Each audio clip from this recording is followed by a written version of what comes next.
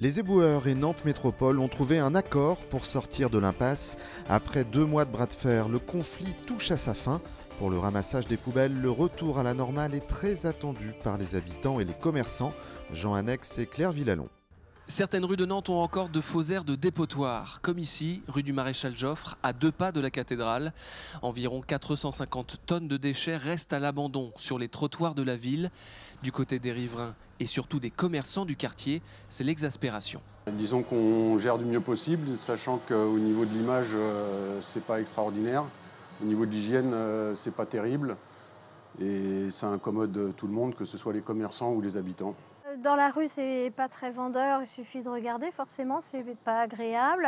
Ça peut attirer les bêtes. Et vous voyez ici, là, c'est devenu une vraie déchetterie. Maintenant, moi, je comprends à 100% les revendications des éboueurs. C'est une histoire d'hygiène dans le sens qu'il y a beaucoup de rats la nuit qui se promènent sur les sacs à poubelles. C'est un problème de mauvaise odeur. Et je me demande toujours si on a un contrôle d'hygiène.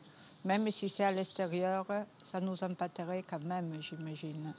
D'après les syndicats, toutes les rues pourraient être nettoyées d'ici la fin de la semaine.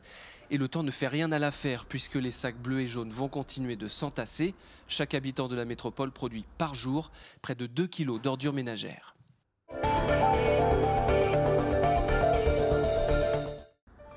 Un accident mortel a eu lieu ce mercredi en fin de matinée à l'arrêt Bourgeonnière sur la ligne 2 du tramway. Selon les enquêteurs, un homme d'une cinquantaine d'années a chuté entre le quai et la rame qui venait de redémarrer. Le conducteur a immédiatement stoppé la course du tram. Arrivés rapidement sur place, les pompiers n'ont pu réanimer la victime. Le trafic entre les arrêts École Centrale et Bourgeonnière est resté interrompu pendant plusieurs heures. Les circonstances du drame restent à éclaircir. La police a lancé un appel à témoins.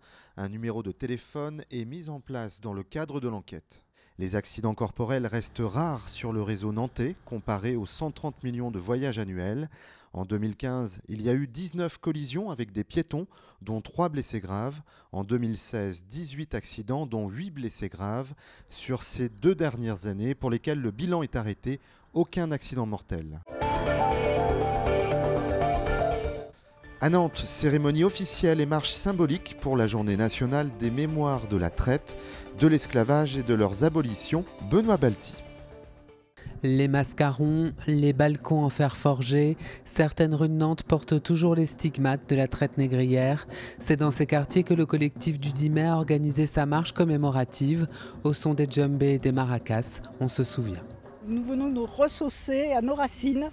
Malheureusement de cette terrible tragédie de l'esclavage et qu'il ne faut surtout pas oublier.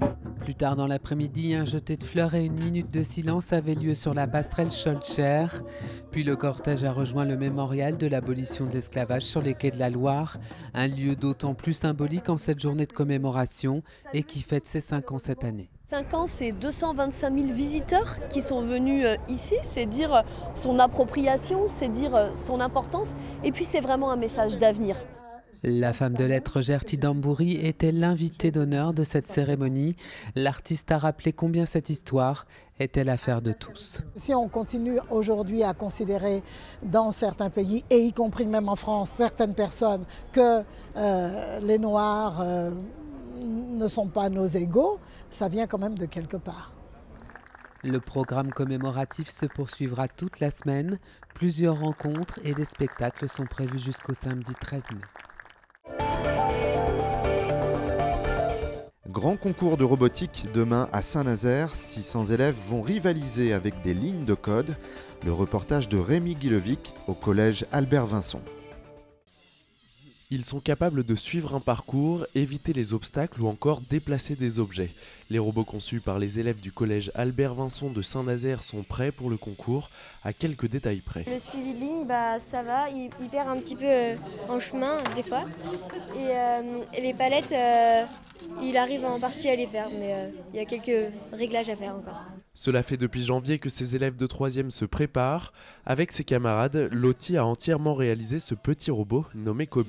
On a tout construit avec un logiciel internet, avec plusieurs pièces qu'on assemblait au fur et à mesure. Et après, on a commencé la programmation. Les programmes ne sont pas si faciles que ça, mais on s'en sort avec la prof qui nous aide et qui nous dit comment faire. Au-delà de leur aspect ludique, ces cours ont avant tout un but pédagogique.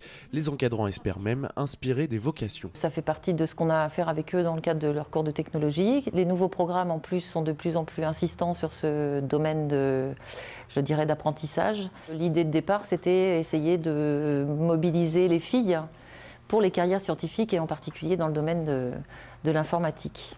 Vendredi, ils seront environ 600 élèves à concourir à Saint-Nazaire. Une mention spéciale du jury sera décernée pour le robot le plus fun, capable de faire de la musique et de danser.